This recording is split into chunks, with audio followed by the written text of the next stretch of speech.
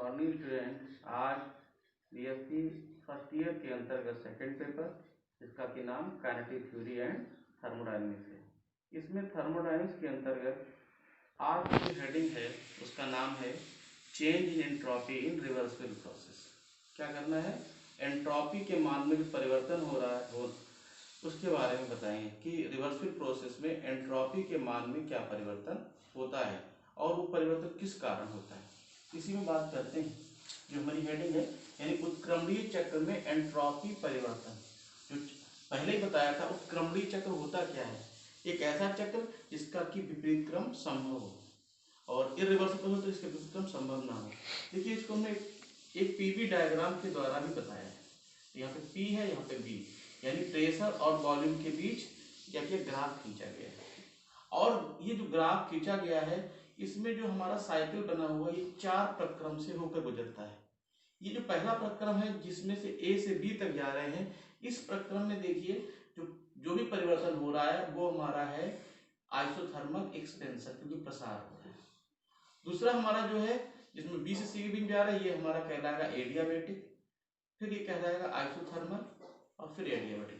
यानी 4 प्रक्रम से होकर क्या हो जाएगा, ये प्रक्रिया पूरी होती है। ठीक है, तो क्या करेंगे, इसके द्वारा क्या करेंगे, हम यहाँ पर एंट्रोपी में होने वाले परिवर्तन की गणना करेंगे। कैसे निकालते हैं इसके बारे में यहाँ पर बताएंगे। ठीक है, माना प्रारंभ में कार्यकारी पदार्थ ए अवस्था में, जो वर्किंग सब्सटेंस है, जो कार्यकारी पदार्थ है, वो इस स्थान पर था, जिसको कि बिंदु ए द्वारा डायग्राम में व्यक्त किया गया। यहाँ पर क्या था, कार्यकारी पदार्थ, इसको कहते हैं वर्किंग सब्सटेंस, जिस पर कि कार्य किया जाएगा। ठीक है, तथा समतापी प्रसार एबी के दौरान पदार्थ स्रोत से स्थिर ताप T1 पर Q1 ऊष्मा लेता है। देखिए यहाँ पर जब ये ए से बी तक जाता है तो हमने बताया यहाँ पे क्या होता है, आइसोथर्मल प्रोसेस होता है, और आइसोथर्मल एक्सपेंशन हो रहा है, प्रसार हो रहा है। प्रसार मतलब कैसी चीज, बढ़ना। देखिए यहाँ से जा रहा है यानी इसका मान बढ़ेगा।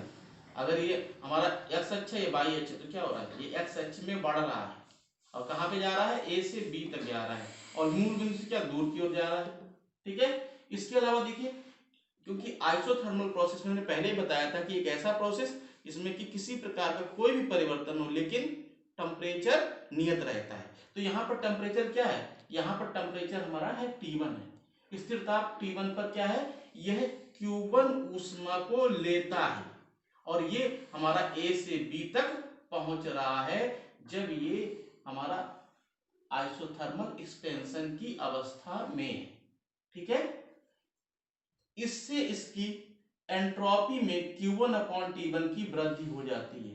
देखिए यहाँ पर क्या, ऊष्मा ले रहा है, और हमने पहले भी बताया था कि ऊष्मा जब भी लेगा सोर्स, जब भी ऊष्मा लेगा तो उस समय क्या होगा, ऊष्मा जो एंट्रोपी है, क्योंकि एंट्रोपी हमने बताया था डेल्टा एस बराबर डेल्टा Q/T, यानी क्या हो रहा है, डेल्टा Q/T यानी Q1/T1 के मान में क्या हो रही है, वृद्धि हो रही, क्योंकि ये ऊष्मा ले रहा है। किससे ले रहा है, कार्यकारी पदार्थ से ले रहा है। ठीक है, स्रोत की एंट्रोपी में इतनी ही कमी होगी।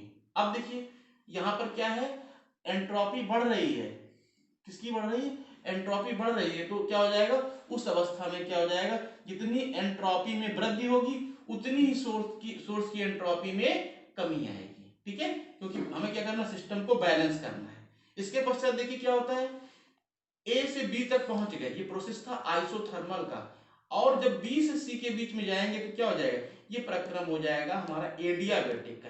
एडियाबैटिक प्रक्रम क्या होता है, इसको कहते हैं रुद्धोष्म प्रसार कहते हैं। रुद्धोष्म प्रसार में बताया गया है किसी प्रकार का कोई परिवर्तन हो, ऊष्मा का कोई भी आदान प्रदान नहीं होता है। यानी यहाँ पर जब ऊष्मा का कोई आदान प्रदान यहाँ पर होगा ही नहीं, जब बी से सी के बीच में जाएंगे, और जब आदान प्रदान नहीं हो तो क्या होता है, उस समय क्या होता है, टेम्परेचर तेजी से गिरता है। टेम्परेचर गिरेगा तब T1 से क्या हो जाएगा, T2 आ जाएगा। टेम्परेचर गिरेगा, ऊष्मा कोई आदान प्रदान नहीं हो, जब ऊष्मा का आदान प्रदान नहीं होगा तो क्या हो जाएगा, सीधी सी बात आती है कि एंट्रोपी के मान में कोई भी परिवर्तन नहीं होगा, क्योंकि एंट्रोपी जो है वो क्या है, ऊष्मा के मान पर निर्भर करती है। ऊष्मा का मान अगर बढ़ेगा तो एंट्रोपी के मान में वृद्धि होगी। ठीक है, तो यहाँ से क्या हो जाएगा, यानी बी से सी के बीच में जब एडियाबैटिक एक्सपेंशन होता है उस अवस्था में एंट्रोपी के मान में कोई भी परिवर्तन नहीं होगा। टेम्परेचर तेजी से गिरता है, टेम्परेचर T1 से घटकर T2 हो जाता है और वक्र BC प्राप्त हो जाता है। ठीक है, तो यहां पर क्या होगा, पहला हुआ आइसोथर्मल एक्सपेंशन, फिर हो गया एडियाबैटिक एक्सपेंशन। ठीक है, माना कि समताप, अब देखिए यहां पर फिर आएंगे C से D के बीच में आएंगे, तो हमने बताया था 4 प्रक्रम है, यहाँ पर आइसोथर्मल एक्सपेंशन है, तो यहाँ पर क्या हो जाएगा आइसोथर्मल कंप्रेशन, हिंदी में कहते हैं प्रसार, यहाँ पे कहते हैं संपीड़न या संकुचन कहते हैं। माना कि समतापी संपीड़न CD के समय कार्यकारी पदार्थ सिंक को स्थिर ताप T2 पर Q2 ऊष्मा देता है। अब देखिए यहाँ पर जब समतापी प्रसार हो रहा है तो क्या कर रहा है, सिंक को ऊष्मा दी जा रही है, यहाँ पर सोर्स से ऊष्मा ली जा रही पहले प्रक्रम में, यहाँ पर सिंक को ऊष्मा दी जा रही है। सिंक को ऊष्मा दी जा रही है तो क्या हो जाएगा, उस समय क्या हो जाएगा, ऊष्मा के मान में कमी आएगी। कमी क्यों आएगी, क्योंकि सिंक कैसी है, ठंडी वस्तु है, और ठंडी वस्तु क्या है, इसका भी टेम्परेचर हमेशा क्या हो जाएगा, सोर्स के टेम्परेचर से कम होगा।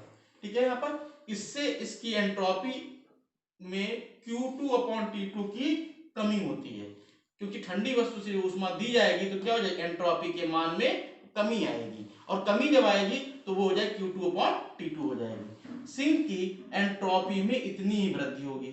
अब देखिए यहाँ पर जब एंट्रोपी में कमी आएगी, क्योंकि ऊष्मा ले रहा है, तो सीधी सी बात है इसकी जो सिंक की एंट्रोपी है उसमें क्या उतनी ही वृद्धि होगी। हमने पिछले में बताया था कि सोर्स की एंट्रोपी घटती है तो यहाँ पर सिंक की एंट्रोपी क्या होगी, इसमें मान में वृद्धि होगी। ठीक है, तो इसके पश्चात देखिए क्या करते हैं, जब हम और वक्र हमारा CD प्राप्त होता है, जिसमें क्या हो जाएगा, टेम्परेचर का मान समान बना हुआ है, जो हमारा वक्र है क्योंकि परिवर्तन हो रहा है, यहां पर क्या हो रहा है, वक्र C से D की ओर आ गए। अब देखिए पहले बढ़ रहे थे, अब क्या हो रहा है, घट रहे हैं, यानी पीछे की ओर आ गए, पीछे की ओर तो ये कहलाएगा संकुचन कहलाएगा। इसके पश्चात देखिए जब बिंदु D पर आ गए, जब बिंदु D से A के बीच में जाएंगे तो क्या हो जाएगा, यहां पर फिर एडियाबैटिक कंप्रेशन हो रहा है, एडियाबैटिक ऊर्ध्वस्व संकुचन हो रहा है। और जो संकुचन जब हो जाएगा तो क्या हो जाएगा, उस अवस्था में टेम्परेचर का मान तेजी से बढ़ेगा, ऊष्मा ना तो ली जाएगी ना तो दी जाएगी। जब ऊष्मा का आदान प्रदान नहीं होगा फिर क्या हो जाएगा, जब ऊष्मा का आदान, तो यहाँ पर एंट्रोपी के मान में भी कोई परिवर्तन नहीं होगा, एंट्रोपी वही बनी रहेगी जो कि एडियाबैटिक एक्सपेंशन में थी। यानी यहाँ पर क्या हो जाएगा, कोई भी परिवर्तन नहीं होगा। यानी क्या हुआ, जो हमारा वक्र था ABCDA पूरा वक्र करते तो परिवर्तन कहां पे हुआ, जब A से B तक गए, जब आइसोथर्मल था, और C से D तक गए तब परिवर्तन हुआ। जो एडियाबैटिक एक्सपेंशन था, क्योंकि यहाँ पर ऊष्मा ना तो ली जा रही थी और ना दी जा रही थी, इसलिए जो हमारा वक्र BC है और वक्र DA है, यहाँ पर कोई परिवर्तन नहीं। किसी काउंटिंग करेंगे, वक्र AB में जो ऊष्मा Q1 ली जा रही थी और Q2 में जो ऊष्मा दी जा रही थी, देखिए दोनों की डायरेक्शन कैसी अपोजिट, क्योंकि प्रोसेस है इस क्रम में चल रहा है, रिवर्सिबल प्रोसेस है तो विपरीत क्रम में भी चलना इसका संभव है। ठीक है, अब देखिए अब बात करते हैं, इस प्रकार पूरे चक्र में कार्यकारी पदार्थ की एंट्रोपी में नेट वृद्धि। अब देखिए जो पूरा चक्र हुआ इसकी एंट्रोपी में नेट वृद्धि क्या हुई, यहां पर बताया था एंट्रोपी, यहां पर क्या एंट्रोपी के मान में वृद्धि हो रही है और यहां पर क्या हो रहा है, एंट्रोपी के मान में कमी आ रही है। जब वृद्धि हो रही तो पॉजिटिव है और कमी हो रही तो निगेटिव। अगर हम एरो से देखें तब भी क्या है, दोनों की डायरेक्शन कैसी है, अपोजिट। जब अपोजिट होगी तो सीधी सी बात है क्या हो जाएगा, एक निगेटिव एक पॉजिटिव होगा। यहाँ ऊष्मा का मान की वृद्धि हो रही, यहाँ पे कमी हो रही, और कमी हमेशा क्या होती है, निगेटिव में होती है। तो यहाँ पे लिख सकते हैं, देखिए यहाँ पर क्या हो जाएगा, डेल्टा S बराबर Q1/T1 वक्र AB द्वारा प्राप्त हुआ, माइनस Q2/T2 ये क्या हुआ, वक्र CD के द्वारा प्राप्त हुआ जब हमारा आइसोथर्मल प्रोसेस था। आइसोथर्मल प्रोसेस में यहाँ पर एक्सपेंशन था, यहाँ पर कंप्रेशन था, यहाँ पर प्रसार था, यहाँ पर संकुचन था। प्रसार मतलब क्या होता है, वृद्धि होना, संकुचन मतलब क्या होता है, किसी की घटना, कम होना। तो यहाँ पर क्या कमी आ रही थी, यानी डेल्टा S बराबर Q1/T1 माइनस Q2/T2। ठीक है, स्रोत सिंक निकाय में इतनी एंट्रोपी में नेट कमी हो जाती है।